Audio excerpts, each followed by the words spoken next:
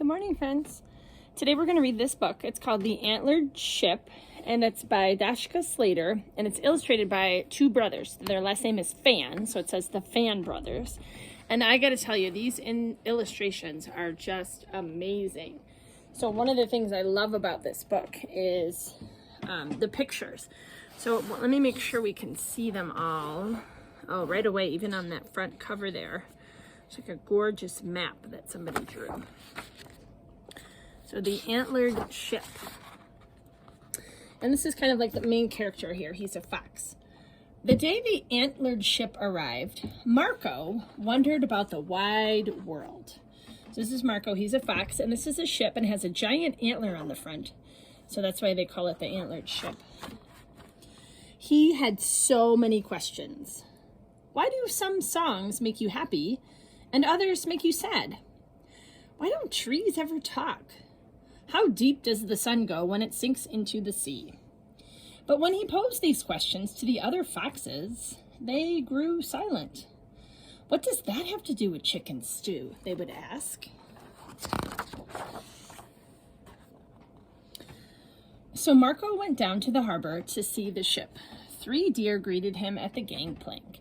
Marco wasn't surprised to learn that they were lost. There's all kinds of animals on the ship. There's a moose, there's a bear, there's deer. We hope to hire a seaworthy crew, explained Sylvia, the captain. I'm afraid we aren't very good sailors. I will join you, Marco said.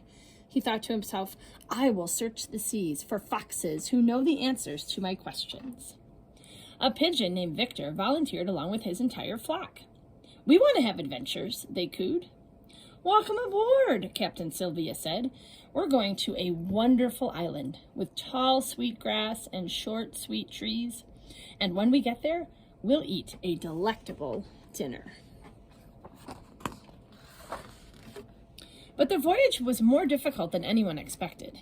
It rained. Waves crashed over the sides of the deck. Why is water so wet? Marco wondered. The pigeons weren't used to the hard work of raising and lowering the sails. After the first day, they went below deck to play checkers and stayed there. The deer worried about sharp rocks and fierce pirates and feeling seasick. They huddled in the bow and waited for something bad to happen. After days of drifting and dining on crackers, the animals were damp and cranky. We should have stayed in the woods, Sylvia said. Deer aren't supposed to go to sea. We should have stayed in the park, added Victor. Pigeons aren't supposed to do hard labor. Marco eyed the deer and the pigeons. Well, foxes aren't supposed to be vegetarian, he said. But still, we must do the best we can. That evening, Marco found a recipe book in the galley and cooked a warm and reviving stew. Should we look at the charts, he asked, after everyone had eaten. We might find adventure here, said Victor. And trouble here, said Sylvia. But we'll find the island with tall, sweet grass and short, sweet trees here. And perhaps foxes, too, Marco thought. Foxes with some answers. As they plotted their course, the wind picked up. The storm clouds thinned into marvelous swirls. Raise the sail, Sylvia cried. In the morning, they came to the maze of sharp rocks, each one large enough to tear the bottom from the boat. But the pigeons flew ahead, tracing a path through the shoals and sharp rocks to the safety of the open sea. The next afternoon, a pirate ship burst from behind a rocky island. Turn over your treasure, the pirate captain bellowed, or we'll put a hole in your helm. Wow, look at all those pirates. Lower the antlers, Sylvia commanded, and the ships clashed and crashed and smashed until the pirates turned and fled. Wow, so they both have some cool horns or antlers on their ship. That evening, an island appeared on the horizon with tall, waving grasses and short, swaying trees. "We found it!" Sylvia cried. "We've triumphed!" Victor cooed. "Do you see any foxes?" Marco asked. Wow, look at that. The deer grazed the grass and nibbled the trees. The pigeons told stories of their adventures to a flock of admiring seagulls.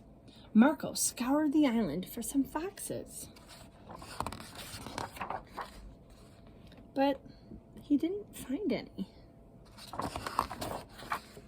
"I failed," Marco told Victor and Sylvia. "No foxes, no one to answer my questions." "What questions?" Victor asked. Marco took a deep breath. "Do islands like being alone? Do waves look more like horses or swans? And what's the best way to find a friend you can talk to?"